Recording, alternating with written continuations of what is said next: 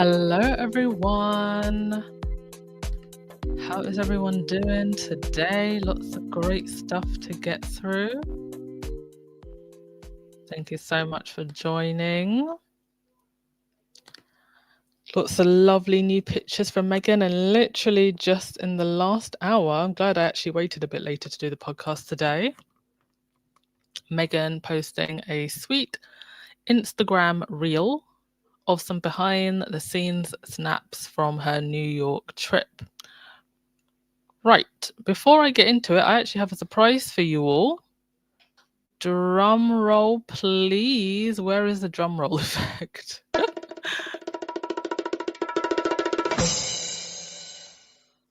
On Sunday, Brian from Sussex Squad Family TV is going to be on the Duchess of Success podcast.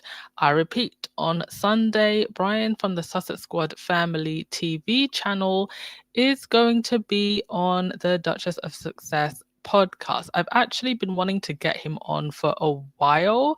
I love his channel. I love his style and delivery, and I know you all love him. And he currently has, I think, about 15,000 plus subscribers. So definitely go over, give him a subscribe if you're not watching him already. I love his style of videos because they're usually about 20 to like 50 minutes long.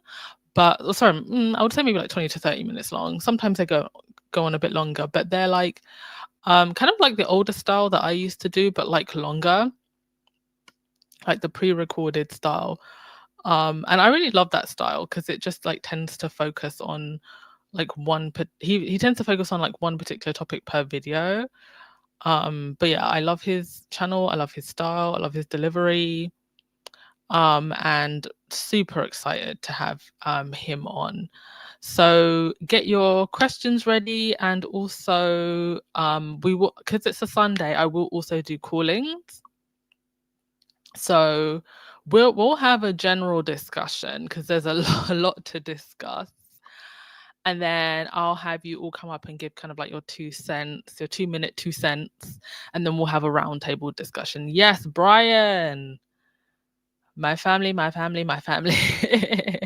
Yes, Electra. Meghan had a lot of shoes on this trip. I mean, I didn't even get all of the I didn't screenshot all of the snaps, like every single frame, but I screenshotted like the main ones that I know you definitely want to see. But there was one, yes, you had like a bunch of shoes and like all the different skin tone colors, and like from black to like skin tone as well.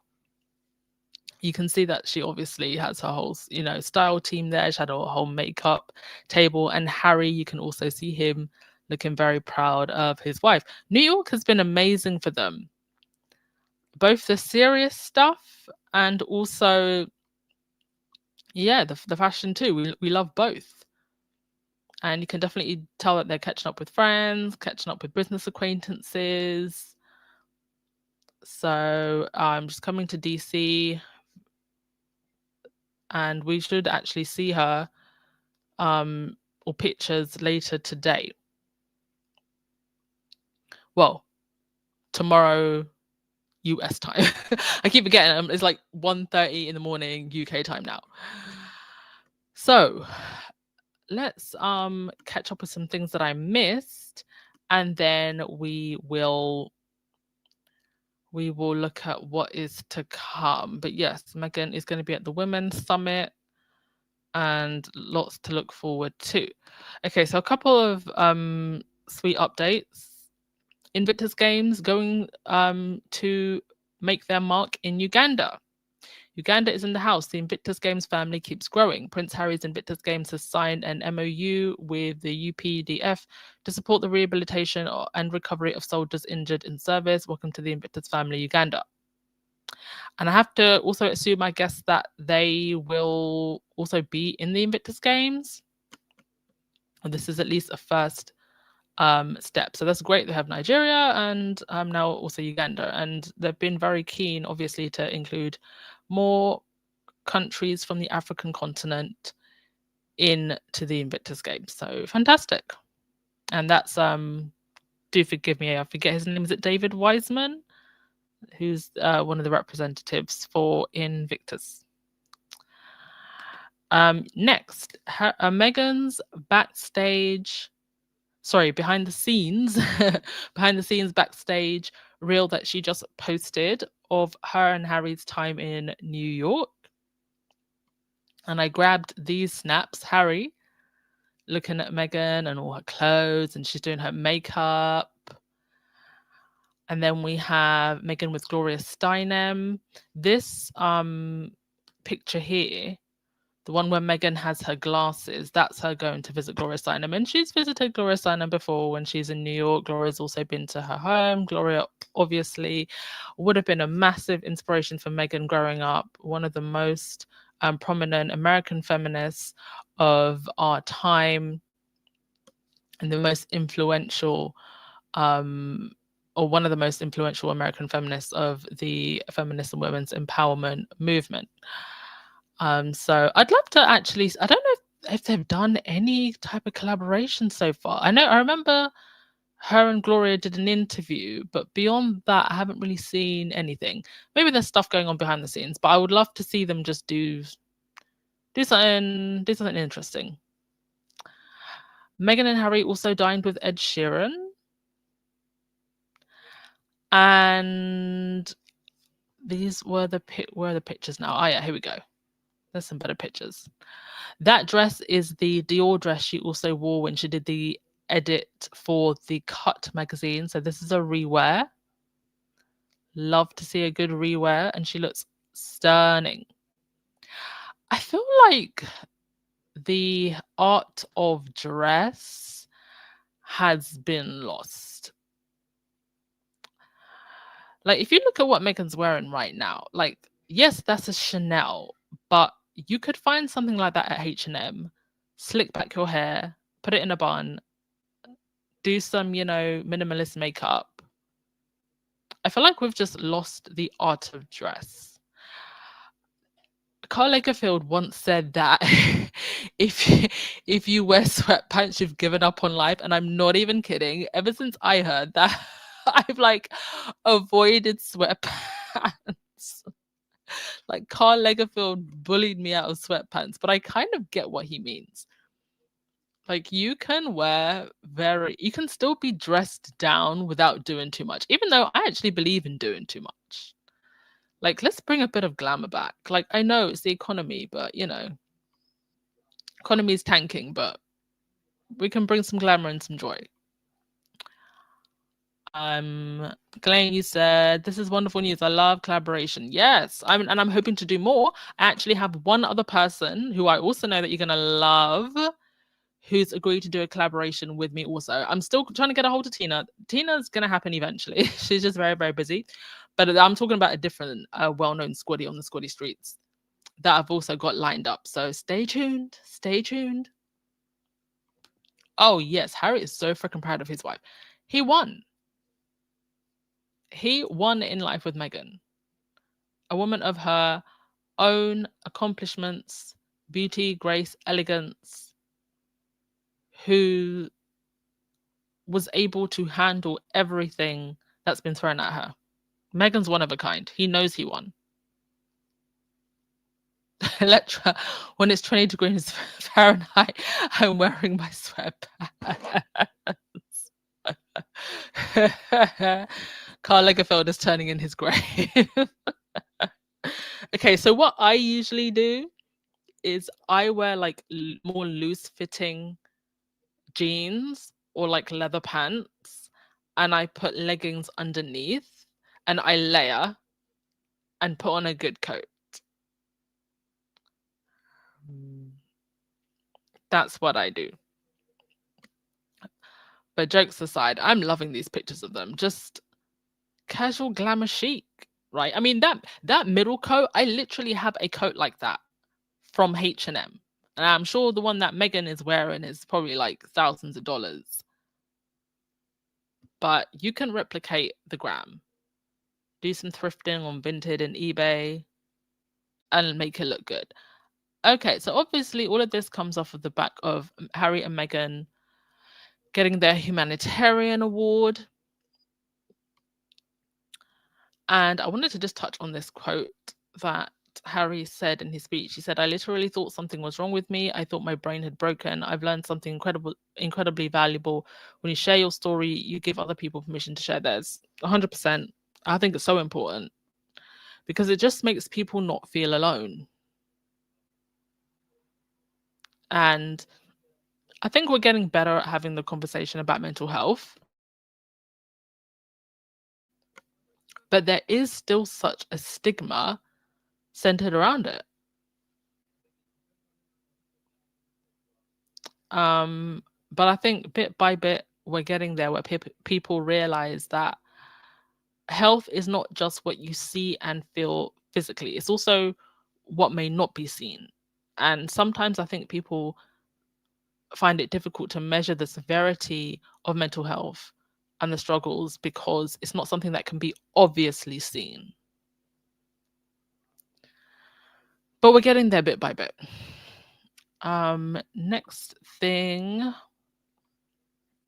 Yes. So, off the back of Meghan going to Paris for the Balenciaga show, Chloe Mail, who is the new editor of US Vogue, she had posted some pictures of Meghan. She was sitting on the other side of where Meghan was sitting at. She posted on her Instagram, and Chloe and Meghan were also seen having lunch at a fancy swanky place in New York. So they've met again. I don't necessarily think it's a matter of if, it's just when we get that Vogue cover. I believe it's coming. Now, Meghan's birthday is in August. Vogue has their infamous September issue. And it is the hottest issue of the year. It is their biggest issue of the year. And it's very much considered like it's an honor to be on the cover of American Vogue, but if you get the September issue of American Vogue, that's the real top of the is higher than the creme de la creme. And so that's gonna be on my wish list, guest list. Meghan doing the next September issue of American Vogue. You know, I don't even think that Meghan's American Vogue cover needs to be rushed. I say confuse the enemy. Just do it in your own time in a way that suits you and your brand. I would also like to see Meghan just doing like more lifestyle high-end magazines. Some more editorials would be fun, but obviously a lot of great stuff going on for Meghan's brand and for Archwell. So bit by bit, whenever she's ready, I guess. But I just love whenever Meghan comes out the house, she just gives us something. Whether it's for anything to do with Archwell and the humanitarian work Harry and Meghan are doing, or, you know, Fashion Week, whatever. Like, we have really been fed the last few weeks, have we not? I have no complaints.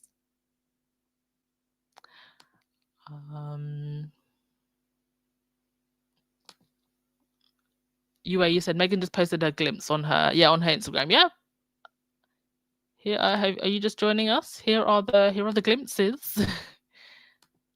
I love that we're getting more and more of these. Patricia, you're still reading the Daily Express, really? It's like the daily diarrhea. So the Daily Express has stated that Meghan should come to Fashion London to prove she's unafraid of the UK. Oh, they can royally get lost. You know, I don't really pay attention to the tabloids like the Daily Express or the Sun anymore. I feel like they're losing relevance even with their base. But the Sun, I did see something just happen to come up on my feed. And it was the Sun, and it had pictures of Harry and Meghan from New York. And they've somehow manipulated the pictures to make them look like they're miserable or sad or annoyed at each other. The pictures are definitely like tampered with. And it just shows you how desperate still the British tabloids are to make it look like there's a constant battle in this couple's marriage, like there's something like a fracture going on in their marriage. And I just don't know how the haters and trolls and weirdos are going to feel in 5, 10, 20, 30, 40, 50, 60, 70, because I do believe that Harry and Meghan are till death do us part. How are they going to feel when this couple is still together down the line?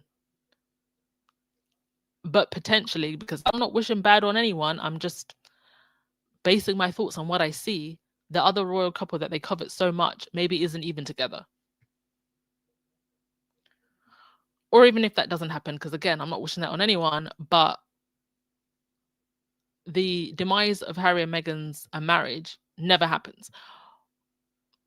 And that's what they're hoping for, but it's not going to happen. So how are they going to feel when they realize they've wasted their time trolling this couple, hating on this couple, and the downfall just never came? I'd feel stupid having wasted all my time, day in, day out, reading articles. Harry and Meghan's marriage is in trouble. Harry and Meghan are divorcing. Harry and Meghan the breakup. Harry and Meghan separate lives. It's like when Harry said, I just feel sorry for them at this point. I do. Because I don't think they realize. It's like they're literally in their minds existing in an alternative universe. Because how do you look at those headlines and see one thing, but you look at the actual pictures and it's clearly another?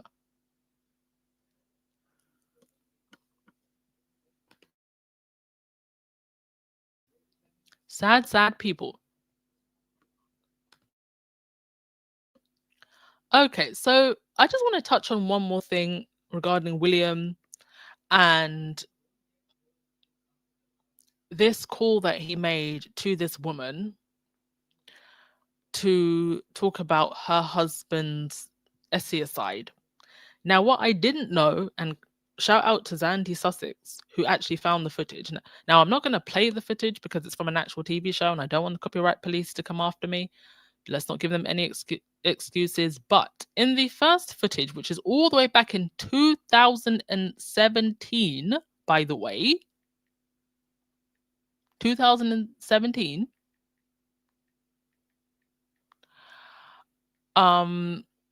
that's 8 years ago now. William isn't crying. He's talking to her, but he's not crying. And then 8 years later, they drag that woman back, and he is with tears in his eyes. I don't believe that William was crying for this lady. I think he had the memory of that time that we all laughed at him because he was swaying like a flag. I truly feel, first of all, condolences to this lady, and I'm sorry, but your pain is being used. Your pain is being used so that William can have a moment and look like this is an issue that he actually cares about.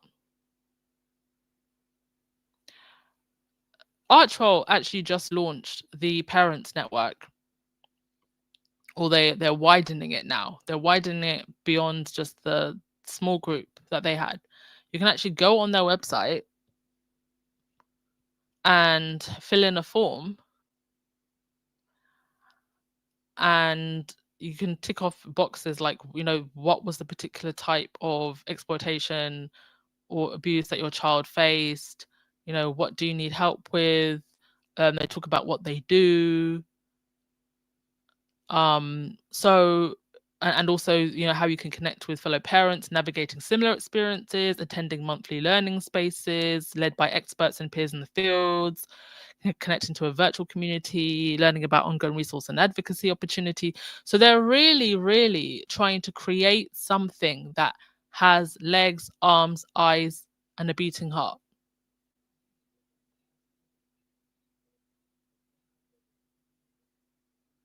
And all participants that actually join this are going to be verified by the team. Now, currently, it's limited to parents in the US, the UK, and Canada, but if you fill in the form, you'll be the first to know when they expand.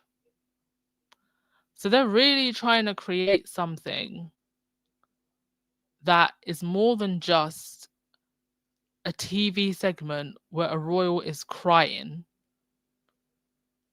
for PR and clicks.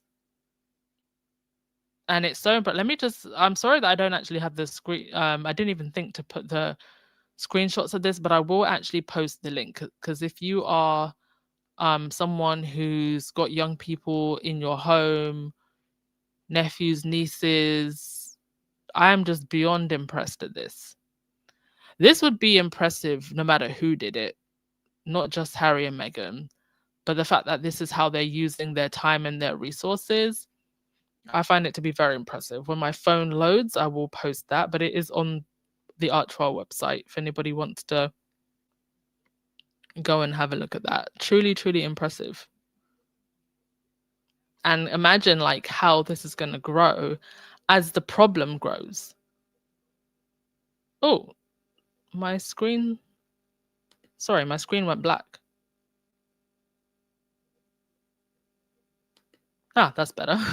Sorry, I don't know why the screen went black, but hopefully you could hear me. Right. I'm going to read the article from Feminagra because they had something to say about this as well. So let's have a read of this. How Prince William and Kate Middleton copied the Sussex model without the substance. Indeed, without the substance. Because substance is everything. So Prince William's image has undergone another transformation. FYI, now we're talking about mental health. Are we finished with homelessness? And what happened to those homes that they were going to build? His recent appearances show a man suddenly more emotional, more reflective, and more willing to tear up for the cameras. I mean, he wasn't tearing up for his sister-in-law when she was talking about her SCI or ideations, when she was talking about her miscarriage. Heck, he didn't even tear up when his wife was ill. His televised moment for World Mental Health Day made front page news, though the timing raised eyebrows. 2 weeks earlier, Prince Harry had been filmed holding back tears at a war memorial in Ukraine. For many, William's display felt like a coincidence. Sorry, it felt less like a coincidence and more like choreography, mirroring the Sussex model. The comparisons no longer feel coincidental. Online commentators have begun noticing how often Prince William's public moments seem to echo his brothers, the same way his wives seem to echo the sister-in-laws, right? Whether it's the clothes or the projects, heck, they're even copying fonts. One widely shared post by cultural analyst Chloe Lee summed it up bluntly: the heir that follows the spare. Prince William works like clockwork in copying Harry and the Sussexes. The pattern is hard to ignore. On September 15th, Prince Harry was seen holding back tears during a visit to a Ukrainian memorial. An unguarded moment that drew global sympathy. Barely 3 weeks later, William appeared, tearful in a World Mental Health Day video, an unusually emotionally display that dominated British headlines. The timing was striking enough for many to question whether his newfound vulnerability was spontaneous or strategic. I think it's also just ridiculous that would be the front page of the Daily of the Daily Express in this instance. But this, a front page of any tabloid, yes, I know it's the Daily Express, but of any newspaper, this, the front page, it just shows you how bought and paid for royal news is. I'm sorry, but this shouldn't be on the front page in these current times. Since 2020, this rhythm has repeated each time the Sussexes introduce a new initiative or theme. A similar effort surfaces from the Wells camp soon after. The Royal Foundation's Suicide Prevention Network closely mirrors Archwell's Parents Network, while Kate's recent campaign on online safety copies Meghan Sussex's long-standing work on digital well-being. These parallels are disturbingly clear when viewed from a financial perspective. The Sussexes receive no taxpayer funding and hold no state-backed privileges or security. Yet the royals, who are publicly financed, supported by the government infrastructure, and poised to inherit immense wealth, repeatedly copy their financially independent relatives. William and Kate's duplications often appear amid waning coverage or pressure to prove their relevance. The effect is deliberate familiarity and attempt to capture the Sussex's energy without the Sussex's authenticity. It is within this pattern of imitation that William's most recent public display, the now famous tearful interview, finds context. What was framed as compassion may in fact be part of a calculated image strategy. William's World Mental Health Day video aimed to recast him as a compassionate leader. For the uninitiated, the performance appeared heartfelt. Yet those familiar with his history of temper and his need to control saw something different, a calculated display of emotion. The carefully staged tears contrasted sharply with the image described in Harry's memoir Spare, which alleged that William physically attacked him during a 2019 argument. Meghan's 2021 interview with Oprah Winfrey, where she revealed she had experienced suicidal thoughts and was denied help by palace officials, offered another reminder of the institution's selective empathy. When the founder of mental health charity Sane used the Daily Mail to criticize Meghan Sussex's account of suicidal thoughts as self-obsessed, Kensington Palace stayed silent. Oh yes, I remember this. Horrible woman. Oh, here it is. There, that was her in the Daily Fail. Imagine going to the Daily Fail to bully someone about their suicidal thoughts and you're part of a mental health charity. That silence was striking, but what followed was worse. In December 2022, The Sun published Jeremy Clarkson's now infamous column fantasizing about Meghan being you-know-what throughout the streets while crowds shouted shame and threw you-know-what at her.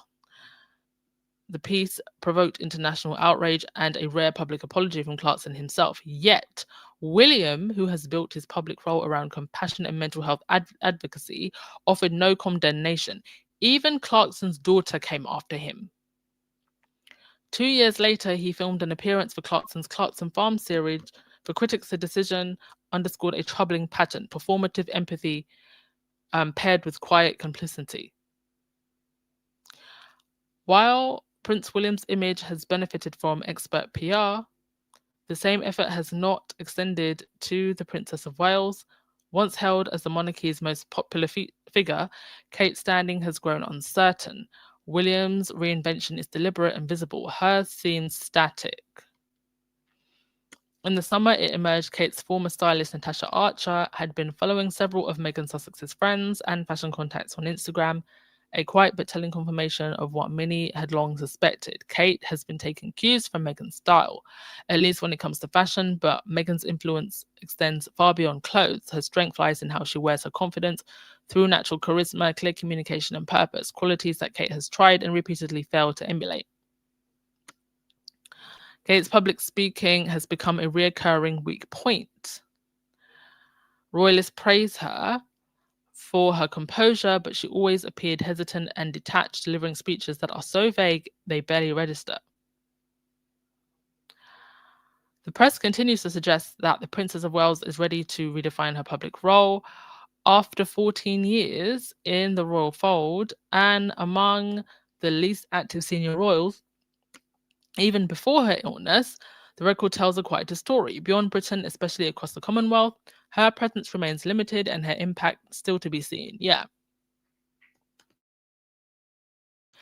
I would say that the majority of Kate's fan base lays within the UK. Yes, the US also, but mostly the UK, whereas Meghan's influence is extending globally. And I see that becoming even larger as the As Ever brand expands. Because now it's not just Meghan, it's her brand. And even if Like, for example, there are a lot of celebrity brands that I actually unknowingly buy. So you're still buying into MEGHAN, even if you may not, even if like you may not be a MEGHAN fan, maybe you like her lifestyle stuff. Like, I'm not really a big fan of Ariana Grande's music, but I like her makeup line, I like her perfumes. So beyond Britain, especially across the Commonwealth, her presence remains limited and her impact still to be seen. And when it comes to the Commonwealth, one might ask why the Princess of Wales has yet to step foot in any African nation. Listen, listen, let's just not. Wait, that can't be right.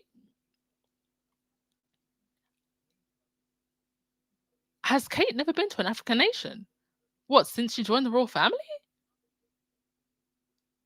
Aside from maybe, didn't she? Aside from when William proposed, has Kate not done any tours? No, that can't be right. Yeah, you help me out here. Help me out.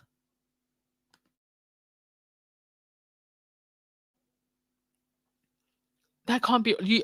Can you? I'm speechless. I'm speechless. Is that correct?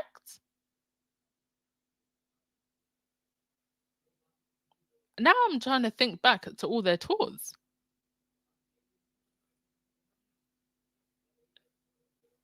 Do you know what I think? I mean, I don't think Feminagra wouldn't just like make that up. Kate, Leslie, no, she hasn't. So they haven't. So Kate and William haven't done any tours on the African continent since they got together or since they were married. Do you know what? Come to think about it, I think that's got to be right. I'm going back into my visual memory. Okay, I can remember Pakistan, Oceania. Maybe they did India, the Caribbean. That was a disaster tour. That was the last one, and probably the last one they'll do, to be quite frank. Canada? The US. I even remember the US. Wow. Well, we're not trying to encourage them to go now, by the way. The shocked tone of my voice isn't because I want them to go. It's because it just adds to my feelings about how lazy and out of touch these people are, because how all this time you're meant to be modernizing the monarchy and the future of the monarchy, and the continent where you have multiple so-called Commonwealth countries, multiple colonies, you haven't been? Harry and Meghan went to Morocco, South Africa, where else did they didn't Harry and Meghan go anywhere else during their time in the royal family? Did they go to Egypt? Well, they've been to Nigeria since they left. Wow. Benjamin, Diana used to do solo tours like nothing. It was amazing. Yes. Because, I mean, people wanted Diana there. And she bought a lot of eyes, money. I remember watching one documentary where she had gone to India, and one of the people that was working for an organization there said that because of her, like, they were able to raise millions. So the eyes went wherever Diana went. So the tours were just effortless. Yeah, Wendy tells you everything about Kate, but it also tells you everything about the institution.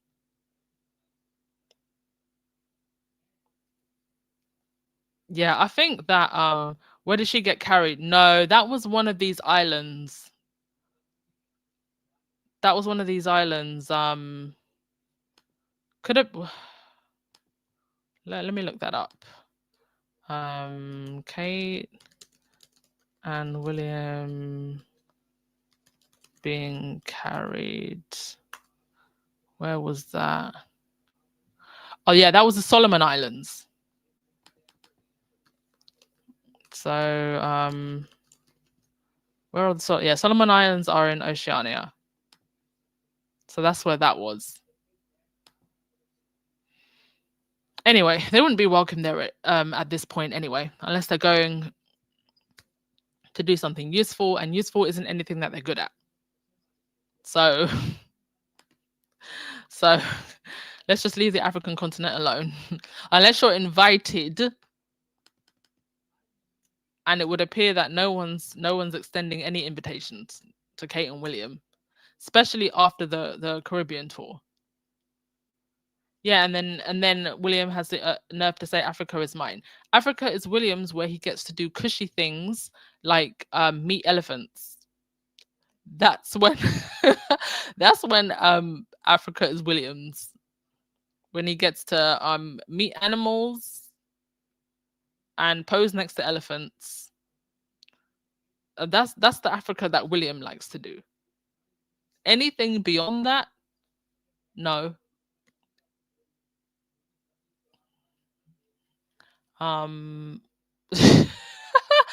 Yue, she better not go to Nigeria. She's not welcome there.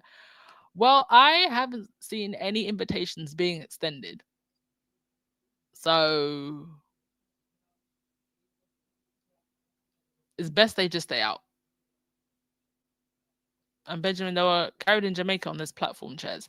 I don't remember them being carried in Jamaica, but the Solomon Islands, that when I Googled it, that's what came up.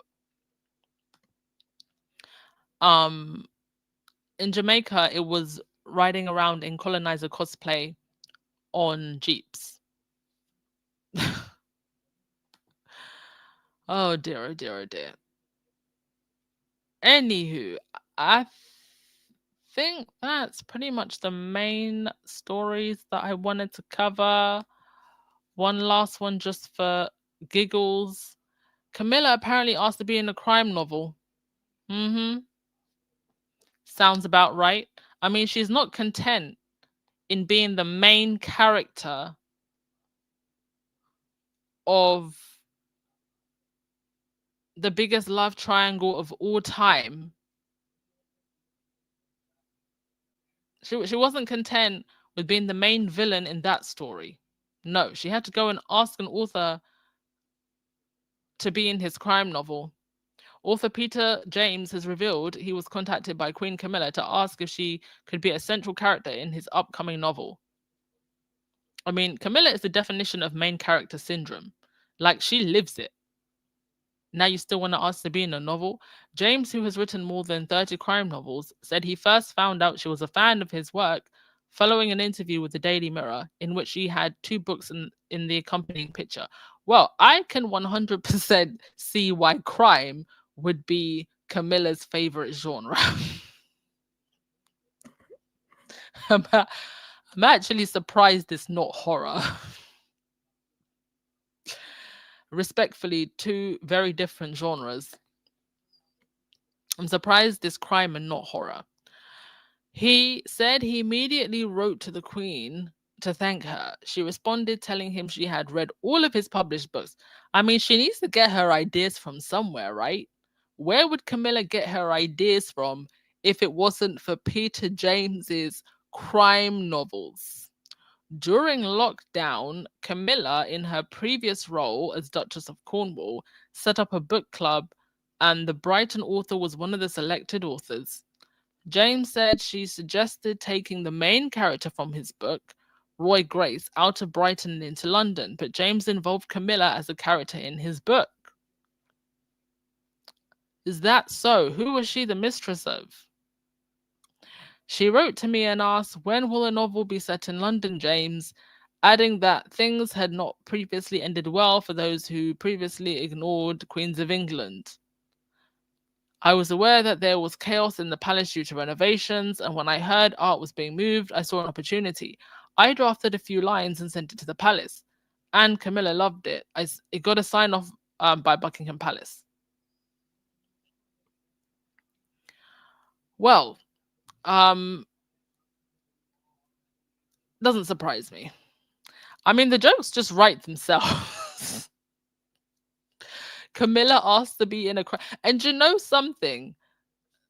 she asked for that, and they've put this story out, and they probably think like this is some kind of win, like, oh, Camilla's doing collaborations now in a crime novel. The jokes write themselves. My goodness. Unfortunately, all of my clips that I used to have, like all of my laughy, hardy, ha ha clips, Williams, smile and wave here and there, they've all been lost in my old StreamYard account. I had to set up a new StreamYard account, so I'm gonna have to find all of those clips again and re-download them. Camilla with her dodgy purse. She would fit well in a crime drama. Indeed. I'm not surprised it's her favorite genre. I'm not surprised she asked to be in a crime novel. I mean, it definitely wouldn't be a romance novel. Wouldn't be chick lit.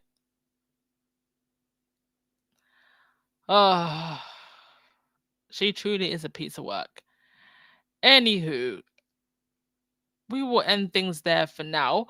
Oh, before I go, I have a question for you. So listen carefully. I am quite terrible about going into my YouTube backend. And I noticed something that I'd never seen before. Mind you, YouTube changes the backend, changes terms, changes the mechanics of how things work often, and I don't always keep up with things. So one of the things that YouTube actually does is very, very good at automatically putting ads in the correct places. Like, for example, if I was to say, and in the next part of the podcast, I will focus on this. Like, YouTube will actually pick that up and put an ad right there. Now, what I didn't know is that YouTube has increased where it puts its automatic ads. So my question to you, like when I look in the back end, I'm seeing videos that have what looks like it has an ad every 5 to 10 minutes. So my question to you is, do you feel like there are too many ads in my videos? Like when especially those of you that watch on replay, are you feeling like there's an ad every 5 or 10 minutes? Because if that's the case, I can actually go in and remove ads. Now, obviously, the ads help with my revenue. Okay. But if there's too many ads and it's ruining the viewer experience, that's an issue for me. And I'm sure it would be an issue for you. So for those of you who watch on replay, please put in the comment section, how often are you seeing ads? Because I was honestly, when I went into the back end and I saw how many ads were in the were in the video, I was shocked. Like I was honestly really, really shocked. Because I obviously it helps with my revenue, but when I saw the number, I was just like, that can't be right. That just can't be right. So please help me out with this. Let me know how many ads you're seeing, how often you're seeing, and then I can figure out what I'm gonna do with that. Okay. For those of you watching on replay, because obviously you're gonna see ads more often, let me know. Leslie, you said it depends on the topic. Sometimes there's a lot of ads and sometimes there's only 2 or 3 of your entire video. Okay, that's interesting. COCY, you say that you see an ad every 3 to 4 minutes. I also do think that ads, the number of times you see the ads, it could also depend on region. So also if you're watching on replay, don't just tell me how many ads you see and how often you see them. Also tell me where you're from. But I just wanted to ask that because honestly, I'm let me just say and apologize if you're feeling like the ads are way too much. I honestly only just realized in the last week. And I was shocked. And I want to strike a balance between, obviously, you know, getting a fair amount of compensation from my time, but also creating a a good viewing experience for you. So let's help each other try and find that balance. Okay, thank you so much. Benjamin, you said there's always ads for most people in replay. But if people pay roughly £15 a month, they get non-stop music and no ads. Yeah, and I do acknowledge that obviously there is an option to pay to get the ads removed, but just as a creator, whether or not that option is there, I would like to strike a balance, you know? All right. Thank you so much for listening. Like I said, on Sunday, I will schedule it sometime tomorrow. Myself and Brian from Sussex Squad family, my family will be here on a Sunday. We will be doing call-ins. That's going to be such a fun podcast. Oh my God. All right. See you later, folks. Ciao.